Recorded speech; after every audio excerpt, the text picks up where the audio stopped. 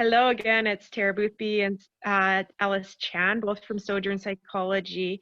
And Ellis and I were talking a little bit more after we filmed our last little video there and started talking about how we use the tool of curiosity and how curiosity is really an important strategy when we're trying to understand other people's worldview as well as their culture or their own independent individual experience. So Ellis, when you are using curiosity with clients or with people in your life that are different from you, how do you use curiosity? Yeah, that's a good question. I think even as you said, like, how do you use it with people who are different than you? And I think that's a really important thing to recognize. I think, and I think the way that I practice is that we always assume that everyone's different. I think the way that I see things is that everyone's lived experiences are so unique and so different, and to not be curious about their world kind of creates two conflicts that I see.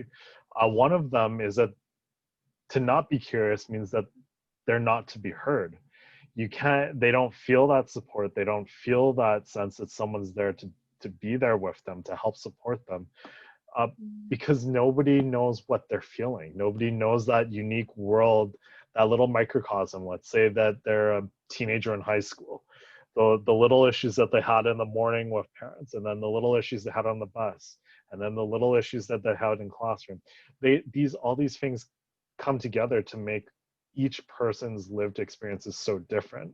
And if we just said something like anxiety, it's such a different experience for everyone. And so like what I'm trying to hope for with being culturally curious is that they can feel heard, that they can feel like that someone's curious, someone wants to know what's happening in their side.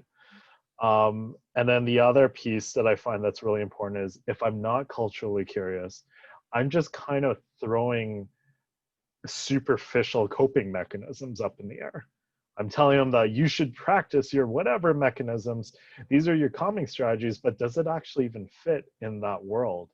And because everyone's own lived experiences are so different, I want to be curious. I want to know how I can make that work, how it can fit inside their world. How can I be more? How can I make them feel more comfortable by being in that world so that they can explore? They can let me explore that with them, and we can work on finding those solutions. Yeah, I love that. And that, I mean, when you talk about a person being seen, heard, and known, like that's our real primal longing that somebody will just notice us for the sake of noticing us. And this Mm. real just relationship longing since the womb. This is what people desire. So we are different.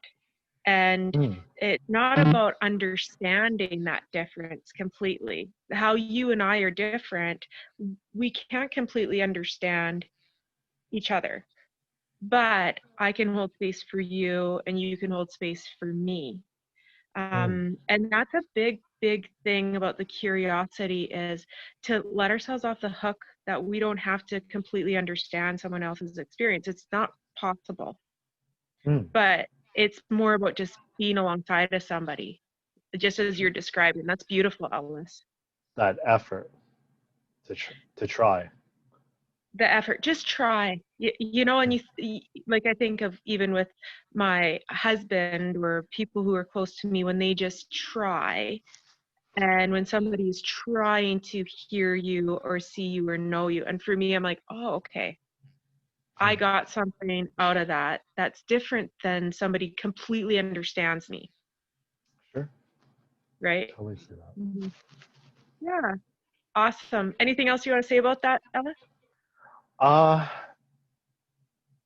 I don't think I think the only thing I'd say is that it's often ignored. I think Mhm. it's a tough one. And it comes up a lot because we're often looking for that quick fix. We're looking Right. for like, why is the struggle existing? And I think that like the unfortunate part is that a lot of times because of these um, unique experiences within the individual, the problems are unique. And I think patience, I think in recognizing that. Because of course it would be great if we didn't have to deal with whatever we're dealing with, but just even recognizing that things are intricate because of Yeah, these cultural pieces, that it's just something to be mindful of. that's beautiful. The increase, I can't say the word, that word you said, Intricacies. intricacies and the uniqueness, and that nobody wants to be, painted with one tone or to be numbered. Like we are not a number. We are unique people with a unique story. And that's part of what the curiosity is. And that's what's awesome about our job actually, is each person we get to work with is completely their own person. Mm, Yeah. definitely. Awesome. This is a beautiful little conversation again. And thank you so much, Alice. I hope people are enjoying listening in and feel a little bit inspired to be more thoughtful of the idea of how to use curiosity with the people in your lives. Yeah, I hope so too. Thank you, Tara. Thanks, Alice.